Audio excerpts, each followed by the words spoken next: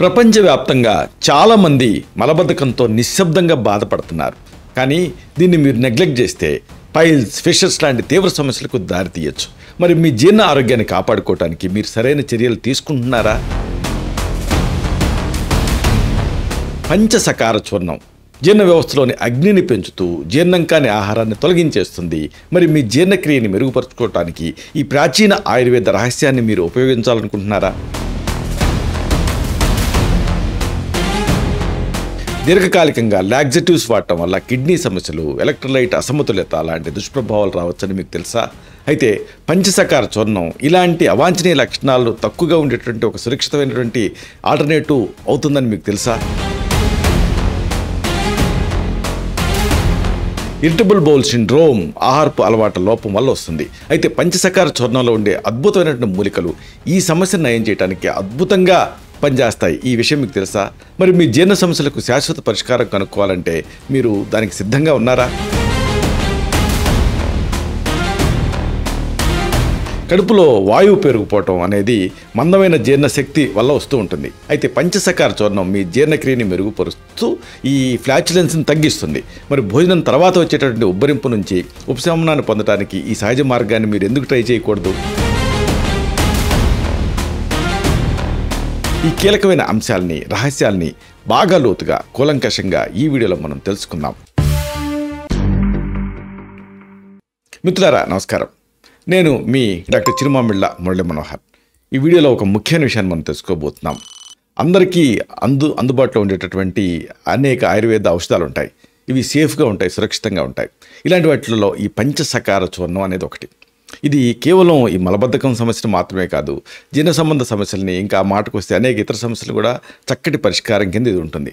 దీని ప్రత్యేకతలు, అలాగే దీనికి సంబంధించినటువంటి గుణకర్మలు, వీటన్నిటిని మనం తెలుసుకుందాం. అంటే ఈ పంచసకార చూర్ణం, దీంట్లో దాగున్నటువంటి రహస్యాలు, అద్భుత ప్రయోజనాలు, వీటిని తెలుసుకుంటే మీరు ఆశ్చర్యపోతారు, అవురా అని మీరు అనుకుంటారు. ఈ కీలకమైన అంశాలని, రహస్యాల్ని మనం వివరంగా తెలుసుకుందాం. శరీరంలో ఉండేటువంటి ప్రతి కదలిక ఒక సంగీతం. మన జీర్ణక్రియ లయబద్ధంగా సాగినప్పుడు ఈ సంగీతం అనేది మధురంగా ఉంటుంది. అయితే మన అస్తవ్యస్తమైనటువంటి ఆహారపు అలవాట్లు ఈ లయని దెబ్బతీస్తాయి. దీంతో మలబద్ధకం అనే సాధారణమైన, తరచుగా ఎక్కువగా ఇబ్బంది పెట్టేటటువంటి, మామూలుగా చాలామంది అండర్ ఎస్టిమేట్ చేసేటటువంటి ఒక సమస్య వస్తూ ఉంటుంది. ఆయుర్వేదం ప్రకారంగా అరుదైన, లేకపోతే కష్టం మీదగా మల విసర్జన అంటే కాన్స్టిపేషన్ జరగటం అనేది దోషాల్లో ఉండేటటువంటి, ముఖ్యంగా వాత దోషం తాలూకు అసమతుల్యత వల్ల వస్తుంది.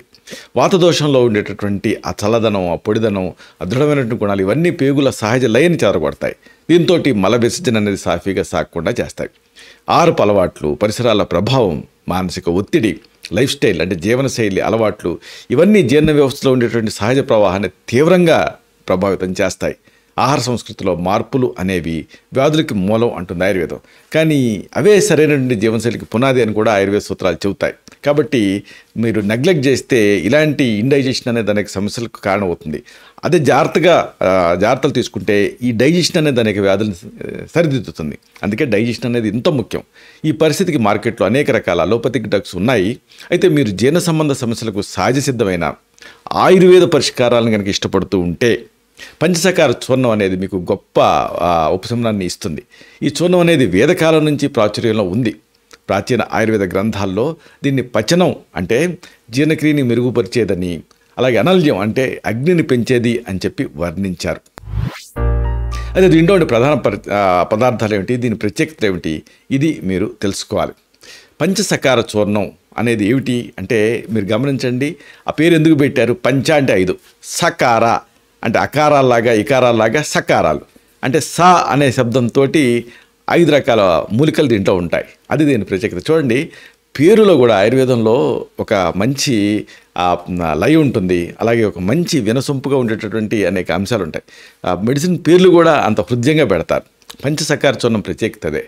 ఒకటి, దీంట్లో శుంఠి ఉంటుంది. అంటే సాతో స్టార్ట్ అయ్యే శుంఠి, జింజిబర్ అఫిషనల్ ఒక భాగం ఉంటుంది. అలాగే రెండోది సోంపు ఉంటుంది, ఒక భాగం, అంటే ఇదొక డైజెస్టెంట్. మూడోది స్వర్ణపత్రి అనేది ఉంటుంది, అంటే క్యాషి అంగుస్టిఫోలియా, 4 భాగాలు ఉంటాయి. తర్వాతది సైంధవ లవణం ఉంటుంది, రాతి ఉప్పు ఒక భాగం ఉంటుంది.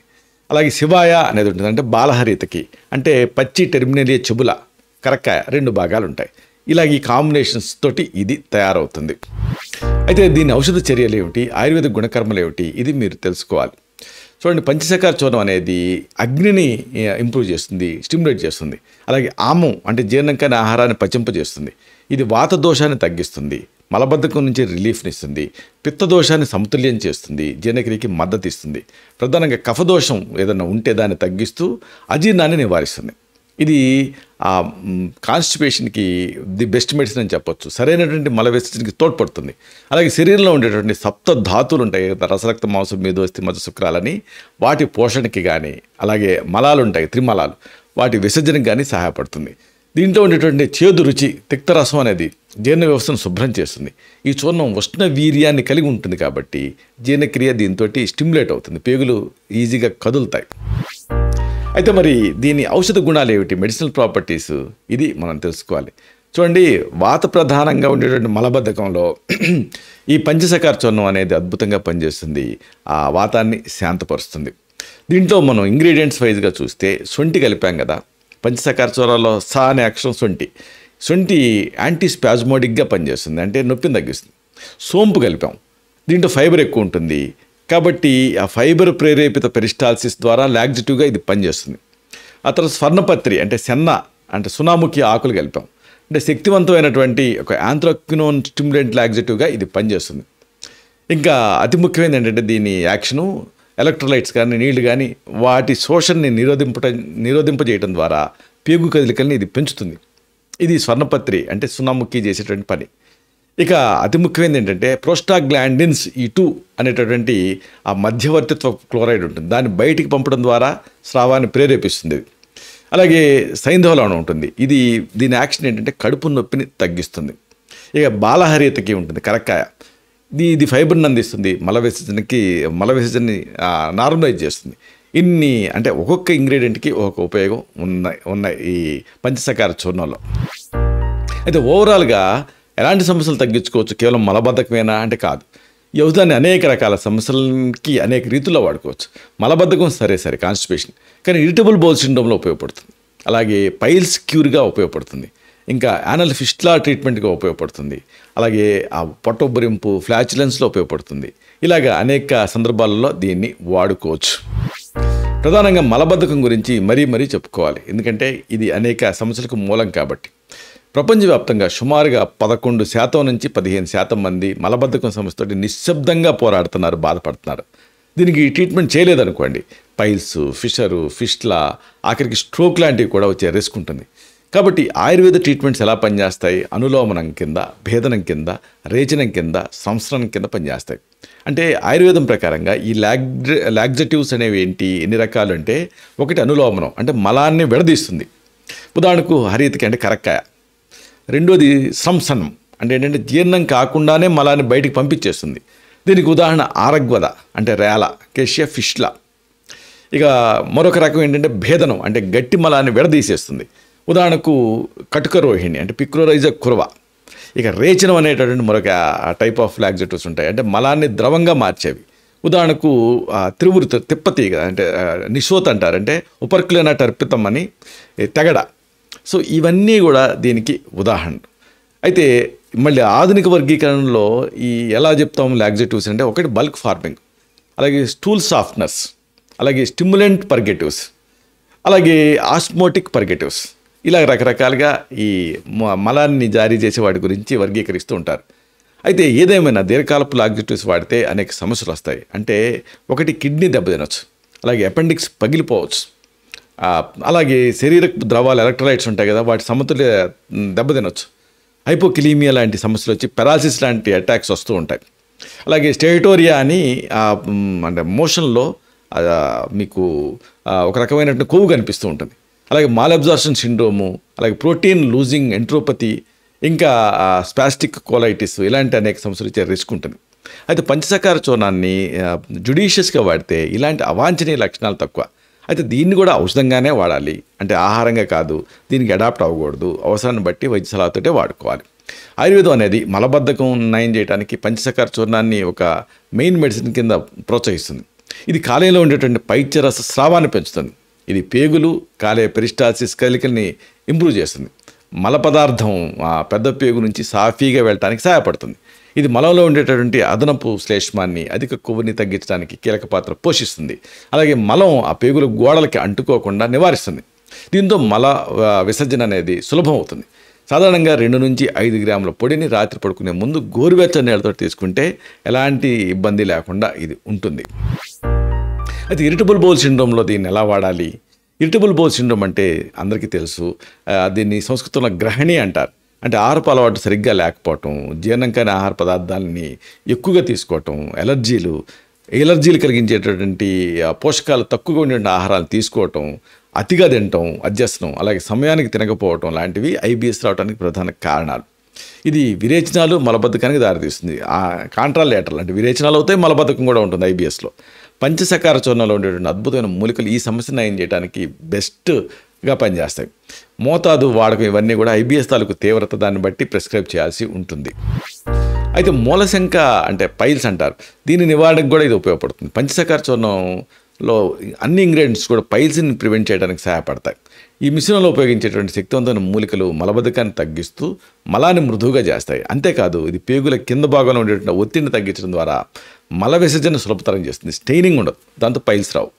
ఈ ఔషధాన్ని సరైన మోతాదులో వాడితే ఫిషర్స్, అలాగే బ్లీడింగ్ పైల్స్, ఇంకా మలద్వారం నుంచి బయటకు వచ్చేటువంటి ద్రవాలని ప్రివెంట్ చేయడం లాంటి అన్ని ఉపయోగాలు జరుగుతాయి. ఇది పేగుల పనితీరుని ఇంప్రూవ్ చేస్తూ పెద్ద పేగుని అంతర్గతంగా శుభ్రం చేస్తుంది. ప్రతిరోజు 2 నుంచి 5 గ్రాముల పొడిని గోరువెచ్చని నీళ్ళతోటి తీసుకోవడం అనేది అవసరం. ఇక ఫిస్టులా ట్రీట్మెంట్లో కూడా ఇది యూస్ఫుల్గా ఉంటుంది. యానల్ ఫిస్టులా అనేది ఏమిటి అంటే మలద్వారం లోపల సోకినటువంటి ఆ గ్రంథిని మలద్వారం చుట్టూ ఉన్నటువంటి చర్మం పైన ఒక రంధ్రాన్ని కలిపేటువంటి ఒక చిన్న తయారవుతుంది. ఇది ఒక నిర్మాణం. అంటే ఫిస్టులా, పైల్స్, ఫిషర్స్ వీటి మధ్య తేడా ఏంటంటే బేసిక్గా పైల్స్ అనేది ఏంటంటే టార్చస్ బ్లడ్ వెజల్. ఫిషర్ అంటే ఏంటంటే ఆ మలద్వారం దగ్గర ఉండేటటువంటి ఆ చర్మం కోసుకుపోయి పగిలి పుండులాగా అవటం. ఇక ఫిస్టులా అంటే ఏంటంటే ఒక టన్నెల్ తయారవటం, ఒక సొరంగం లాగా తయారవుతుంది. అది మలద్వారం లోపల నుంచి స్టార్ట్ అయ్యి బయటకు వచ్చేస్తుంది. ఇలాగా ఈ ఫిస్టులా అనేది ఒక రకంగా ఒక క్రానిక్ ప్రాబ్లం కింద తయారవుతుంది. దాంట్లోకి మలం ప్రవేశించి ఇన్ఫెక్షన్ కలిగిస్తూ ఉంటుంది. ఇది తరచుగా ఈ మలద్వారం లోపల చుట్టూ నొప్పిని, వాపుని కూడా కలగజేస్తూ ఉంటుంది. ఆయుర్వేదంలో ఇలాంటి యానల్ ఫిస్టులాని భగంధరం అంటారు. ఇక్కడ భగ అంటే ఏంటంటే మలద్వారం ఇంకా జననేంద్రియాల మధ్య ప్రాంతాన్ని భగంధరం అంటారు. ధారణం అంటే ఏంటంటే చీల్చడం, అంటే చీల్చుతున్నట్టుగా నొప్పి వస్తూ ఉంటుంది. పంచసకార చూర్ణంలో ఉండేటువంటి ఆ రేచన గుణాలు అంటే లాక్సిటివ్ ప్రాపర్టీస్ మలబద్ధకాన్ని ప్రివెంట్ చేస్తాయి. అలాగే యానల్ ఫిస్టులా లక్షణాల నుంచి రిలీఫ్ని ఇవ్వడానికి సహాయపడతాయి. ఎందుకంటే దీంట్లో ఉండే కరక్కాయ ఇవన్నీ కూడా అదనపు ద్రావాన్ని పీల్చేసుకుంటాయి. దీంతో అక్కడ అంత స్రావయుక్తంగా ఉండదు కాబట్టి ఆ ఫిస్టులా అనేది క్రమంగా హీల్ అవుతుంది. దీన్ని ఇతర అనుబంధ చికిత్సలతో పాటు తీసుకుంటే మంచి ఫలితం అనేది కనిపిస్తుంది ఫిస్టులా విషయంలో. అతి ముఖ్యమైనది దీనికి వాయువు నివారణ అంటే ఫ్లాచులెన్స్, యాంటీ ఫ్లాచులెంట్ గుణం కూడా ఈ పంచసకార చూర్ణానికి ఉంది. వాయువు పెరిగిపోయినప్పుడు ఉబ్బరింపు వస్తూ ఉంటుంది. దీంతో అది ఒక ఇబ్బందికరమైన పరిస్థితిని క్రియేట్ చేస్తూ ఉంటుంది. అంటే ఇరిటబుల్ బౌల్ సిండ్రోమ్ లాంటివి ఈ సమస్యను ఇంకా ఎక్కువ చేస్తూ ఉంటాయి. మందాగ్ని వల్ల సాధారణంగా ఇది వస్తూ ఉంటుంది. దీంతో జీర్ణక్రియ సక్రమంగా ఉండదు. చివరికి వాయువు అనేది ప్రొడ్యూస్ అయ్యి ఉబ్బరించి రోజుల తేడాతోటి పొట్ట వచ్చినట్టు కనిపిస్తూ ఉంటుంది. పంచసకార చూర్ణం అనేది ఈ ఫ్లాచులెన్స్ ట్రీట్మెంట్కి చాలా ఎఫెక్టివ్గా పనిచేస్తుంది. ఆహారాన్ని జీర్ణం చేయడానికి సహాయపడుతుంది ఇది. దీంట్లో ఉండేటువంటి వాతానులోమనం అంటే కార్బోనేటివ్ ప్రాపర్టీ, అలాగే దీపనం అంటే ఏంటంటే ఎప్టైజింగ్ ప్రాపర్టీస్ ఇవన్నీ కూడా అగ్నిని అంటే లోపల ఉండే ఇంటర్నల్ డైజెస్టివ్ ఫైర్ని స్టిమ్యులేట్ చేస్తాయి. ఇది ఆ వాయువు ఉత్పత్తిని తగ్గిస్తూ భోజనం తర్వాత వచ్చేటువంటి ఫ్లాచులెన్స్ని, ఉబ్బరింపుని సరిచేస్తుంది. దీని సమయ సందర్భాలను బట్టి ఉబ్బరింపు తీవ్రతను బట్టి దీన్ని ప్రిస్క్రైబ్ చేయాల్సి ఉంటుంది. అయితే మరి దీన్ని ఎలా వాడుకోవాలి, మోతాదు ఏమిటి అని జనరల్ మోతాదుని తెలుసుకోవాల్సిన అవసరం ఉంటుంది. పెద్దవాళ్ళు అనుకోండి రోజుకి ఒకసారి 2 నుంచి 5 గ్రాముల పొడిని గోరువెచ్చని నీళ్ళతోటి తీసుకోవాల్సి ఉంటుంది. లేకపోతే పర్టికులర్ మెడికల్ కండిషన్ బట్టి వైద్య సలహాతో కూడా తీసుకోవచ్చు. దీర్ఘకాలంగా ఈ చూర్ణాన్ని వాడకూడదు. ఎందుకంటే ఇది చెప్పుకున్నట్టుగా ఇది ఒక ఔషధం, అంతేగాని ఆహారం కాదు. అంటే సోంపు వాడినట్టుగా, సోంపు నవ్వినట్టుగా జీవితాంతం నవలమని కాదు, అలవాటుగా మారే అవకాశం ఉంటుంది. కాబట్టి ఈ విషయాన్ని దృష్టిలో ఉంచుకోవాలి. సాధారణంగా రాత్రి పడుకునే ముందు దీన్ని తీసుకోవటం వల్ల మరుసటి రోజు మంచి మల విసర్జనకి ఇది సహాయపడుతుంది. దీన్ని మోతాదు విషయం అనేది ఆ వయసును బట్టి, సమస్య తీవ్రతను బట్టి, రోగాన్ని బట్టి మారిపోతూ ఉంటుంది. అయితే మరి ఇది సేఫేనా అనేది కూడా తెలుసుకోవాలి. పంచసకార చూర్ణం అనేది సాధారణంగా కంప్లీట్లీ సేఫ్, సురక్షితం. అయితే దీన్ని ఎక్కువగా తీసుకుంటే మళ్ళీ విరేచనాలు లేదా డీహైడ్రేషన్కి దారితీసే అవకాశం ఉంటుంది. అలాగే గర్భిణీ స్త్రీలు కానీ, పాలిచ్చే తల్లులు కానీ ఏదన్నా సమస్య ఉన్నప్పుడు వేరే హై బ్లడ్ ప్రెషర్ లాంటివి ఉన్నప్పుడు కానీ అప్పుడు తప్పనిసరిగా వైద్య సలహాతో తీసుకోవాలి. ఎందుకంటే దీంట్లో సైంధవ లవణం లాంటివి ఉంటాయి. లవణం అంటే లవణం కాబట్టి ఆ లవణం మళ్ళీ బీపీని పెంచేటువంటి కొద్ది గొప్ప పెంచే రిస్క్ ఉంటుంది. కాబట్టి ఇలాంటి సందర్భాల్లో కొద్దిగా జాగ్రత్తగా ఉండాలి. వైద్య సలహాతోటి తీసుకోవడం అనేది అవసరం. అయితే చాలామంది కొన్ని ఫ్రీక్వెంట్గా కొన్ని ప్రశ్నలు అడుగుతూ ఉంటారు. ఉదాహరణకు మెయిన్గా అడిగేది ఏంటంటే చాలామంది డయాబెటీస్లో దీన్ని తీసుకోవచ్చు అని అడుగుతూ ఉంటారు. మామూలుగా తీసుకోవచ్చు, ఎలాంటి ఇబ్బంది లేదు. మధుమేహం ఉన్నప్పుడు పంచసఖార చూర్ణాన్ని తీసుకుంటే అది మిగతా వాటిని ఇన్ఫ్లుయెన్స్ చేసే అవకాశం, డైజెషన్ లాంటి వాటిని ఇన్ఫ్లుయెన్స్ చేసే అవకాశం ఉంటుంది. కాబట్టి ఒకవేళ డయాబెటీస్ ఉంటే వైద్య సలహాతో దీన్ని తీసుకోవడం అనేది అవసరం. ఇక పిల్లల్లో సాధారణంగా మలబద్ధకం ఉన్నప్పుడు తల్లులు అడుగుతూ ఉంటారు, పిల్లలకి దీన్ని ఇవ్వచ్చా అని. అంటే పిల్లల్లో డైజెస్టివ్ సిస్టమ్ పూర్తి స్థాయిలో అభివృద్ధి చెందదు.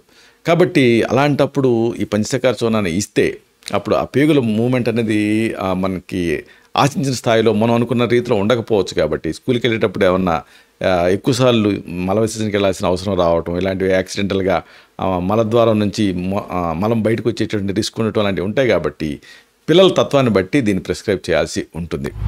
ఇక గర్భిణీ స్త్రీలు ఈ ఔషధాన్ని వాడచ్చా అని కూడా అడుగుతూ ఉంటారు. మామూలుగా గర్భధారణలో ఎలాంటి ఔషధం కూడా వాడటం అనేది మంచిది కాదు. ముఖ్యంగా ఇలాంటి లాక్సిటివ్స్, పర్గేటివ్స్ ఉన్నప్పుడు ఏమంటే ఒత్తిడి ఎక్కువ పెరుగుతుంది. అప్పుడు ఒకవేళ వాళ్ళకి హ్యాబిచువల్ అబార్షన్స్ ఉండే రిస్క్ ఉంటే అప్పుడు అలాంటి ఒత్తిడి పెరగడం వల్ల అలాంటి రిస్క్ పెరిగే అవకాశం ఉంటుంది. కాబట్టి ఏ ముందునైనా గర్భధారణ సమయంలో ఎవరికి వాళ్ళుగా మెడికల్ షాప్కి వెళ్ళి కొనేసి వాడుకోవటం అనేది మంచి సాంప్రదాయం కాదు. ఇక వేరే మందులతో దీన్ని వాడచ్చా అని అడుగుతూ ఉంటారు. జనరల్గా ఏంటంటే ఇవన్నీ కలిపి ఎవరు స్టడీ చేయలేదు. అంటే allopathic medicines, ayurvedic medicines, homeo medicines వీటన్నిటి కలిపి అందరు స్పెషలిస్టులు కూర్చొని ఎప్పుడు వీటిని స్టడీ చేయలేదు. కాబట్టి ఏదన్నా ఒక మందుని మీరు వాడుతుంటే ఏదన్నా సమస్య గురించి దీని పరస్పరమైనటువంటి ఇంటరాక్షన్స్ ఏమిటి అనే దాని గురించి నిజానికి ఇదొక పెద్ద వైట్ క్యాన్వాస్. దీన్ని ఇంకా స్టడీ చేయాల్సి ఉంటుంది. ఏదేమైనా ఇలాగే వేరే మందులు వాడుతున్నప్పుడు ఈ మందు వాడచ్చా లేదా అనే అనుమానం ఉంటే మాత్రం మీరు తప్పకుండా వైద్య సలహా తీసుకోవడం అనేది చాలా అవసరం. అయితే మరి ఇలాంటి ఏ చూర్ణమైనా ఎంతకాలం వాడాలి అని అడుగుతూ ఉంటారు. ఏదైనా మందే, ఆహారం కాదు. కాబట్టి ప్రతిదానికి ఒక పరిమితి అంటూ ఉంటుంది. మరి ఇండెఫినెట్గా వాడుతూ ఉంటే అది అలవాటుగా మారే అవకాశం ఉంటుంది. కాబట్టి మల విసర్జన అనేది సహజంగా జరగాలి. కాబట్టి సహజంగా మల విసర్జన జరిగేలాగా మీరు జాగ్రత్తలు తీసుకోవాలి. అంతేగాని ఆ మెడిసిన్ మీద డిపెండ్ అవ్వకూడదు. చివరిగా మీ అందరికీ ఒక చిన్న విన్నపం. ఈ జీవితం అనేది ఒక అద్భుతమైన ప్రయాణం. ఆరోగ్యం అనేది ఈ ప్రయాణానికి చాలా విలువైనటువంటి ఒక తోడు. మన పూర్వీకులు అందించినటువంటి ఆయుర్వేద జ్ఞానం అనేది కేవలం రోగాన్ని నయం చేయటం మాత్రమే కాదు, ఆరోగ్యకరమైనటువంటి జీవన శైలిని నిర్మించుకోవడానికి ఒక దీపస్తంభం. పంచసఖార చూర్ణం లాంటి దివ్యమైన ఔషధాలు ప్రకృతిలో ఈ గొప్పతనానికి ప్రతీకలు. కాబట్టి ఈ ఆరోగ్యం తాలూకు శ్రేయస్సు కోసం సంపూర్ణమైనటువంటి సమతుల్యత సాధించడం చాలా ముఖ్యం. మన ఆరోగ్యాన్ని నిర్లక్ష్యం చేయకుండా మన శరీరానికి, మనసుకి అవసరమైనటువంటి పోషణని అందించడం అనేది అవసరం. గుర్తుంచుకోండి, మీ ఆరోగ్యం అనేది ఎప్పుడూ కూడా మీకు అత్యంత గొప్ప సంపద, అన్నిటి సంపదల కంటే గొప్పది. దాన్ని జాగ్రత్తగా మీరు చూసుకోవాలి. అయితే అదృష్టం ఏంటంటే ఈ సంపదని మిగతా సంపదలు ఎవరన్నా దోచుకొని వెళ్ళిపోయే అవకాశం ఉంటుంది. ఈ సంపదని మీరు జాగ్రత్తగా చూస్తున్నంతకాలం మీతోటే ఉంటుంది. ఇలాంటి మరిన్ని ఇన్ఫర్మేటివ్ వీడియోస్ కోసం ఈ ఛానల్ సబ్స్క్రైబ్ చేసుకోండి. అలాగే ఈ వీడియోలు అప్లోడ్ అవడంతోనే ఆ విషయం మీకు తెలియాలనుకుంటే బెల్ బటన్ క్లిక్ చేయండి. అప్పుడు మీకు ఒక నోటిఫికేషన్ వస్తుంది. ఆ నోటిఫికేషన్ మీరు క్లిక్ చేస్తే ఆ వీడియోని మిస్ కాకుండా చూడగలుగుతారు.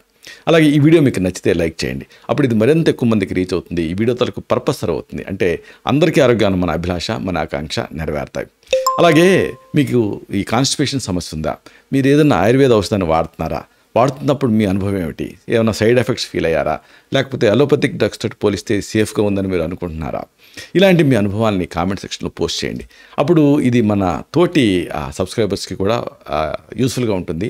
ఒక హెల్దీ కమ్యూనిటీ బిల్డప్ అవుతుంది. శతం జీవ శరదో వర్ధమానః, శతం హేమంతాన్ శతం వసంతాన్. 100 శరత్తులు, 100 హేమంతాలు, 100 వసంతాలు వర్ధిల్లుతూ జీవించండి. Stay healthy, stay happy, be positive, keep smiling. Love you all. శుభం.